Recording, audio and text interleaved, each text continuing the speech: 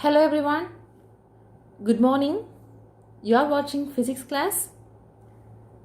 We are in unit 2, kinematics. In this unit, you have learned about different types of motions, frames of reference, scalars and vectors, and the properties of scalar product and vector products, basics of differentiation and integration. Also, you have learnt about displacement, distance and variation with the time. Then speed, velocity, acceleration graphs and relative velocity. The last class, you have watched kinematic equations of motion for constant acceleration. Very important question. I think you have learned that question. Kinematic equations for motion of constant acceleration. This already you may have learned in the 10th standard, and this year also you have learned very detailed. So what are the kinematic equations? V equal to U plus AT, S equal to UT plus half AT square, V square equal to U square plus 2AS, and S is equal to U plus V by 2 into T. Here U and V are the velocities. U is the initial velocity, V is the final velocity, S is the displacement and A is the acceleration. Here the acceleration is constant acceleration, isn't it? The question you have learned is equations of uniformly accelerated motion by calculus method, isn't it? So the word constant acceleration is important. And T is the time. Isn't it? So these are the kinematic equations. You have to note that this equation or these equations are valid only the motion is in straight line. Only the motion is in straight line with the constant acceleration. Okay? For circular and other oscillatory motions and all, these equations are not applicable. Alright, let's move on to today's session. Today we are going to see equations of motion under gravity. Equations of motion under gravity. The point noted here is, near the surface of the earth, the acceleration due to gravity is constant. Okay? The acceleration due to gravity G is constant near the surface of the earth. So all the straight line motions can be under this acceleration. That can be well understood using the kinematic equations. Let us see the cases, equations of motion under gravity. First, case 1, a body falling from a height h.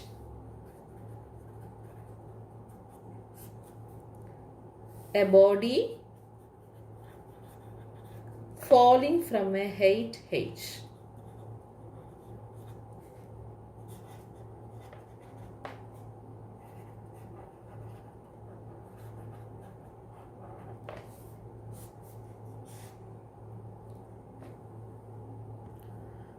So consider an object which is falling from a particular height.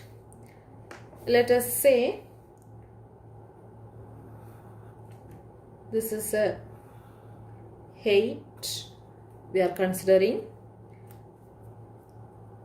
Okay, height. From this height, the man is throwing or dropping the ball, an object. Okay. So this object is reaching here. So from here to here, we can consider the height as h. So an object of mass m falling from a height h. And here we should assume the air resistance is 0. There is no air resistance. We are not considering the resistance from the earth. So this is a free fall. Okay. Now let us choose the direction. Here we can mark the direction. This is an x-axis. This is a y-axis. Usually we will draw the y-axis here, isn't it? But here the downward direction is taken as the positive axis because the acceleration due to gravity is always acting downward, isn't it? When we drop a ball or drop an object, it is automatically come to the ground because of acceleration due to gravity. So the downward axis, the downward direction is taken as the positive y-axis because G is always acting downward direction. Okay, and also the acceleration due to gravity is constant near the surface of the earth. Now under this case we can find out the kinematical equations. So already we know that equations. In that, instead of the acceleration A, we have to substitute the value acceleration due to gravity G. Understand? So the acceleration A vector can be written as G. So in vector form, we can write the unit vector j cap. Because this is a y direction, what is the unit vector of y axis? J cap. For x axis I cap, for z axis k cap. So here we can write A vector equal to G j cap. Now when you are writing the components we can write Ax. The acceleration along the x direction is 0. There is no acceleration along the x direction, isn't it? The acceleration along the z direction also 0. There is no acceleration in the z direction. Only the acceleration is along the y direction. So Ay equal to G.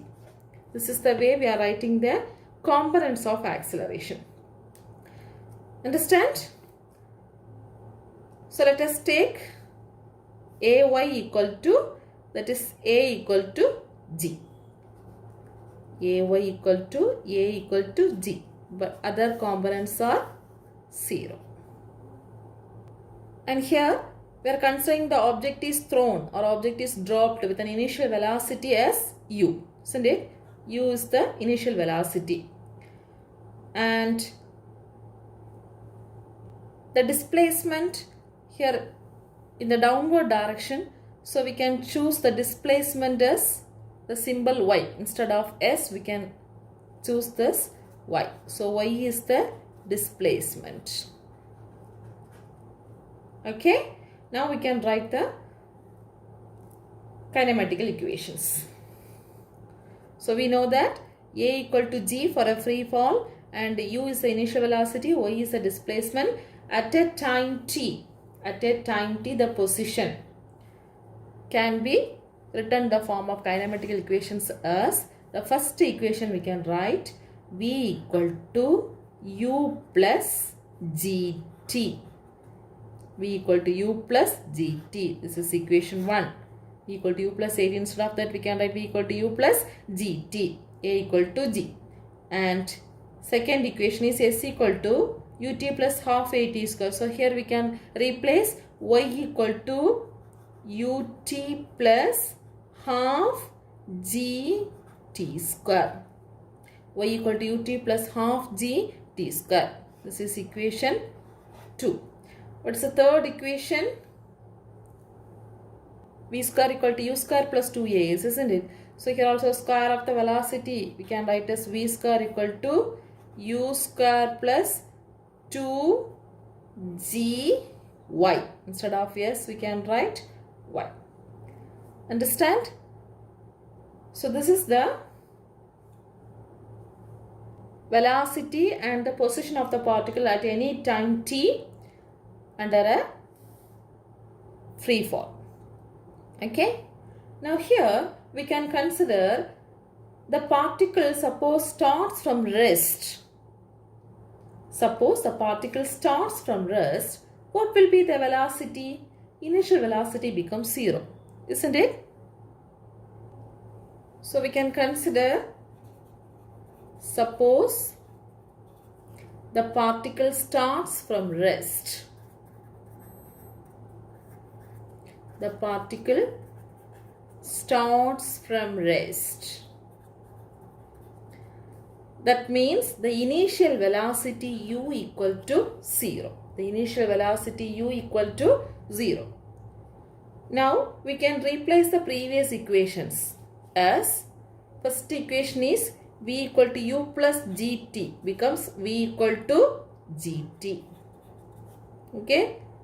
Let us say this is equation number 4. Previously we have 3 equations. Now the next equation is equation number 4. And the next equations are y equal to ut plus half gt square. So u equal to 0, first term becomes 0, that is half gt square, equation number 5. Next, v square equal to u square plus 2gy. There also we can write v square equal to u square term is 0, so 2gy. This is equation number 6. Understand? Right. So case 1, a body falling from a height h. We have got first 3 equations by substituting a equal to g and y equal to, s is equal to y. The next we have considered, suppose a particle starts from rest, we have applied u equal to 0. Now let's find the time value and velocity. Okay. So here the time we can consider it is taken by the particle to reach the ground. Okay. So time small t is equal to t taken by the particle to reach the ground. To reach the ground means we can substitute instead of y equal to h. Are you able to understand? So when we throw an object, it reaches the ground with a height h, isn't it? So I can consider small t equal to capital T is the time taken by the particle to reach the ground. So instead of y, we can substitute the value as h. By substituting these, we can find out the value of time. So second equation, that is the fifth equation, y equal to half gt square. In that, when we apply these two conditions, t equal to t and y equal to h, we can write h is equal to half gt square. From this, t square is equal to 2h by g. So what is the value of t? T is equal to root of 2h by g. Understand? T is equal to root of 2h by g. So from this equation, we can understand the time taken is directly proportional to height, isn't it? Square root of h.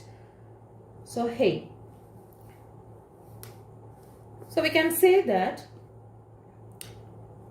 greater the height, the particles takes more time to reach the ground. When the height is very high, greater, the particle takes more time to reach the ground. For lesser the height, it takes less time to reach the ground. Clear? Now let us find the value of speed of the particle. So here the speed of the particle to reach the ground, y equal to h, that can be found from this equation, v square equal to 2gy. Okay, so v square speed to reach the ground, v square to reach the ground is equal to 2g h, isn't it? 2g h. So from this V ground is equal to square root of 2GH.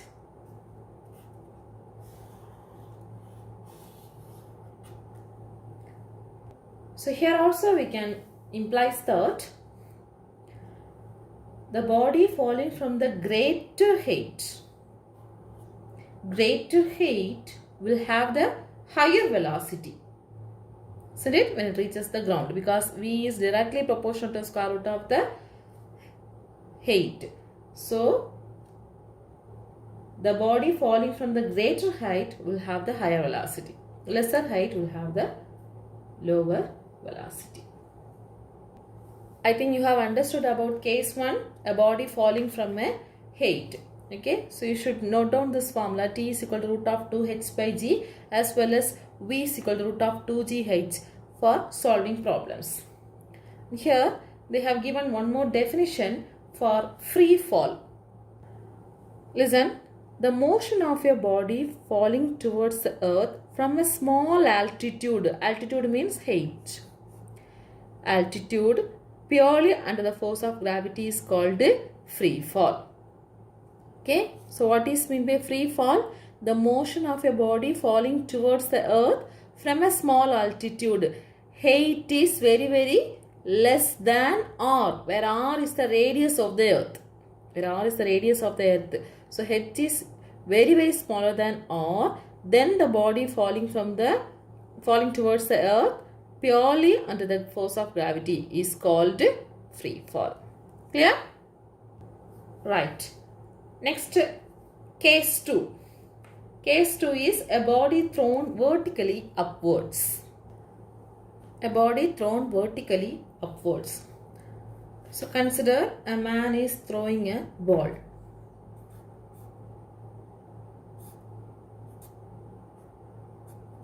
Okay. So he is throwing a ball. It reaches a maximum height and it comes down. Now this object moves vertically upwards, isn't it? So with the initial velocity u. Here also we can consider the air friction is negligible. We can neglect the air friction. Understand? So this object having the mass m which thrown vertically upwards with the initial velocity u. Here also we can choose the direction. This is x direction and this is y direction. Here this y is the vertically upward direction, isn't it? So positive y axis. So what about the acceleration here? Here the acceleration can be written as a equal to minus g, because the original direction of acceleration due to gravity is acting downward. But here against the acceleration due to gravity, we are throwing the particle, we are throwing the object upwards. So we can write acceleration is negative of acceleration due to gravity, a equal to minus g. Understand? The other things, u is the initial velocity and t is the time. Then displacement we can consider as s. So how can we write the velocity equations and position of the object at any time t? The first equation, v equal to u plus at. So v equal to u plus at. A equal to minus g, so I can write minus gt. Equation 1. Next, displacement, s is equal to ut plus half at square. So ut plus half a. So minus g will come. So minus half gt square. Understand? Then v square equal to u square plus 2as. So this is the velocity. This is the displacement or the position. And next, third equation, the velocity of the particle at any position is v square equal to u square plus 2as. So u square minus 2g1. Equation 2 and equation 3. I think you have understood the case 2 also.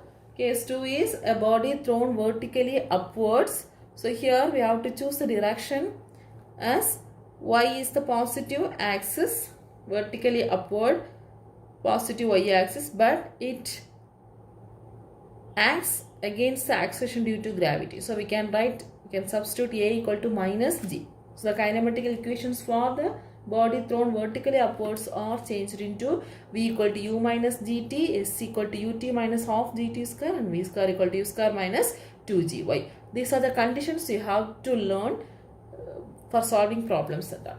Okay. Alright friends, 2 problems are given in your book. Let us see that 2 problems. Okay. Example 2.34. An iron ball and a feather or falls from a height of 10 meter. An iron ball and a feather are both falling from a height of 10 meter. First question, what are the time taken by the iron ball and feather to reach the ground? Second, what are the velocities of iron ball and feather when they reach the ground? Ignore air resistance and take g is equal to 10 meters second raised to minus 2. Understand? So this is case 1 format, isn't it? Freely fall. An iron ball and feather are falling from a height. So case 1. Case 1, what we have learned? A body falling from a height. Now we have to calculate the time taken. So already we have know the formula. Time taken, t is equal to root of 2h by g for the iron ball and the feather, as well as the velocities of the iron ball and feather to reach the ground. They have given the g value. Example 2.34. So solution.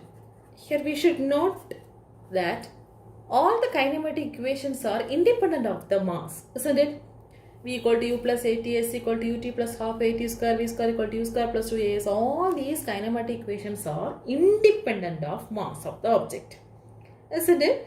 So the time taken by the iron ball and the feather to reach the ground are the same, because kinematic equations are independent of mass.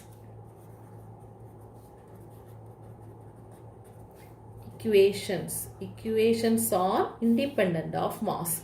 So we can find out the formula for time taken to reach by the iron ball and feather to reach the ground. That will be same.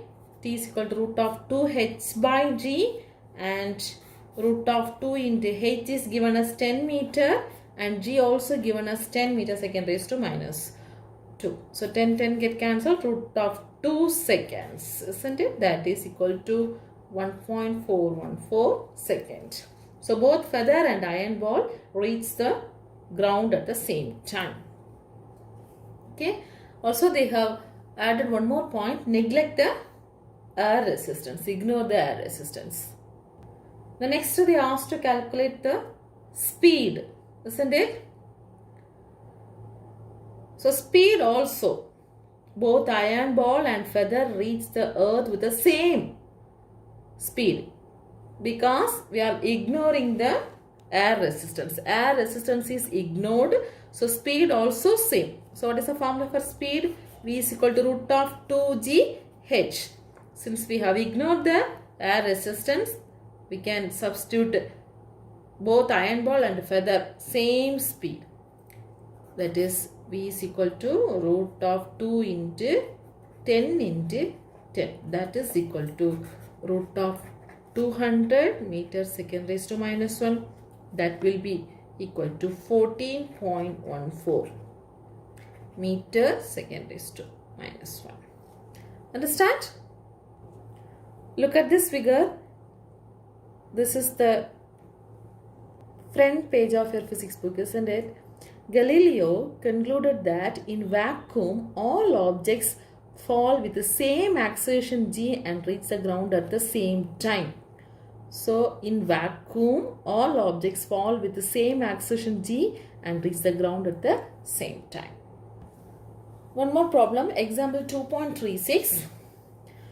A train was moving at the rate of 54 kilometer per hour. The train was moving at a rate of kilometer per hour. This is the speed, okay? When brakes were applied. It came to rest within a distance of 225 meters. Calculate the retardation produced in the train. Okay, a train was moving in the rate of 54 km per hour. When brakes were applied, it came to rest within a distance of 225 meters. Calculate the retardation produced in the train. Retardation means negative acceleration. The train comes to stop, isn't it? So how can we find? Example 2.36. They have given the velocity, initial velocity. That was the value given as 54 km per hour, isn't it? And the final velocity, the train comes to rest. So if we can take final velocity becomes 0. And the distance is 225 meters.